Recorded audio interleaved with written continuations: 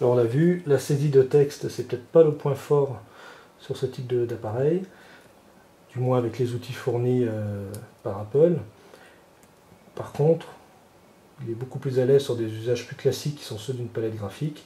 Il y a par exemple Sketchbook Express qui est livré avec, où là c'est pour faire donc, de la création graphique. C'est ce qu'on fait avec une palette classique. Là par contre pas de problème, ça fonctionne bien. On peut dessiner à volonté avec les outils habituels, et c'est un stylet qui a différents niveaux de pression. Donc on va prendre celui-ci, voilà, et on peut faire des traits plus ou moins prononcés, donc on retrouve exactement le comportement d'une tablette. Et c'est justement pour ce genre d'usage que le ModeBook se prête davantage. C'est en usage grand public, c'est à la fois un peu trop lourd et on n'a pas de clavier. Dès l'instant où on a une taille d'écran qui est assez grande, dès l'instant où on a macOS 10, dès l'instant où on a toutes ces applications, c'est-à-dire l'environnement d'un Mac, on a envie de s'en servir comme d'un Mac. C'est-à-dire, quand on est sur Internet par exemple, de répondre à son mail, de mettre des messages. Et là, on est bloqué par les saisies, soit la saisie manuscrite, soit la saisie sur le clavier virtuel, qui n'est pas très, même si on affiche en grand, c'est quand même pas très marrant d'y aller touche par touche.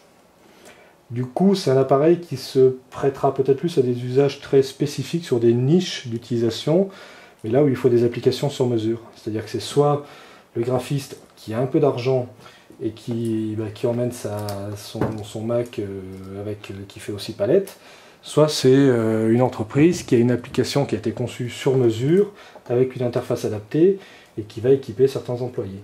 Mais c'est un produit qui est quand même assez cher, c'est quasiment le double d'un MacBook, puisqu'on est dans les 2350 € pour la version de base, alors qu'un MacBook standard, classique, avec son clavier, c'est plutôt 950 €, moins de 1000 € en tout cas. Et là, en fait, c'est le prix d'un MacBook, plus la tablette, plus l'écran. Donc c'est une somme qui est quand même assez conséquente. Il y a deux autres modèles qui sont prévus et qui intègrent une puce GPS. À partir de 2400 €, on a le même modèle avec une puce GPS, et là aussi il faut des applications qui puissent en tirer parti. Au niveau de la garantie, elle est de 1 an, et il y a des formules à 3 ans. Et l'assemblage est fait par le distributeur français Orditis, qui va s'en occuper à partir de la rentrée.